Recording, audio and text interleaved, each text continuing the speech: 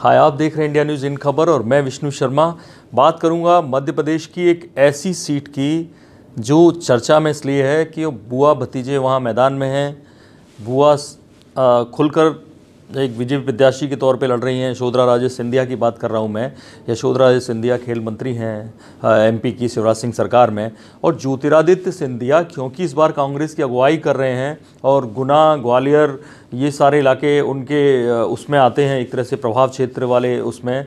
तो क्योंकि कमलनाथ और ज्योतिरादित्य सिंधिया अपने अपने इलाकों में ज़्यादा जोर दे रहे हैं, सीएम के उम्मीदवार हो सकते हैं कल को। मैं आपको बता दूं कि शिवपुरी से चौथी बार चुनाव लड़ रही हैं यशोधरा राजे। और यशोधरा राजे का बड़ा प्रभाव, बेसिकली महल का प्रभाव, सिंधिया परिवार का प्रभाव है कि वो जीतती रहती हैं। पिछली बार भी 2013 में वीरेंद्र रघुवंशी कांग्रेस उनके खिलाफ थे और उन्हें 11,000 वोटों से करीब हराया यशोधरा राजे सिंधिया ने। इस बार कांग्रेस ने एक नए चेहरे पे दाव लगाया है, सिद्धार्थ लड़ा, जो वहाँ के जिलाध्यक्ष थे कांग्रेस के। हालांकि उनका नाम कहीं नहीं था, लेकिन कुछ लोग हट गए बीच से किसी भी तरह से, तो उनका नाम सामने आया और उनको ये टिकट मिली। नया उम्मीदवार है और दोनों की उम्र क्योंकि 60 से ऊपर की, करीब 64 के आसपास हैं यशोधरा राजे, और 33 साल के नौजवान हैं सिद्धार्थ लड़ा। तो वो ज्योतिरादित्य सिंधिया के नाम पर और युवा चेहरे के नाम पर वोट मांग रहे हैं।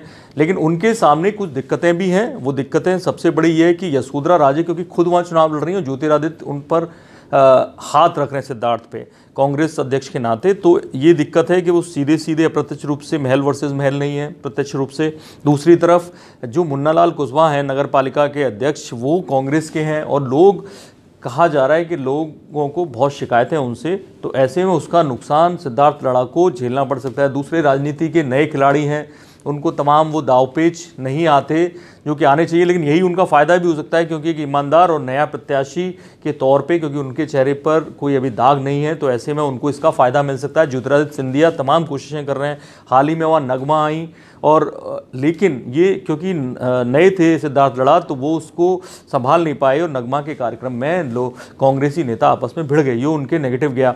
इधर यशोधरा राजे सिंधिया किसी भी बड़े चेहरे की इंतजार में नहीं है कि बीजेपी से कोई बड़ा चेहरा जाएगा। जा रहे हैं जरूर चेहरे वहाँ उनके चुनाव प्रचार के लिए, लेकिन उन्हें अपने काम पर भरोसा है। हालांकि एक पानी की बड़ी समस्या है जो लोग कहते हैं सॉल्व नहीं हुई उस इलाके में। तो शिवपुरी में करीब 2.25 लाख के आसपास वोटर हैं। तो उनके जो बेटे हैं यशोधरा राजे के, वो मैदान में उतरे हुए हैं। माँ ने मोर्चा संभाला हुआ है और बाकी बीजेपी के इतने गद्दावर नेता नहीं जा रहे हैं, लेकिन जा रहे हैं उस इलाके में। तो शिवपुरी में क्या वो वापस अपना परचम लहरा पाती हैं?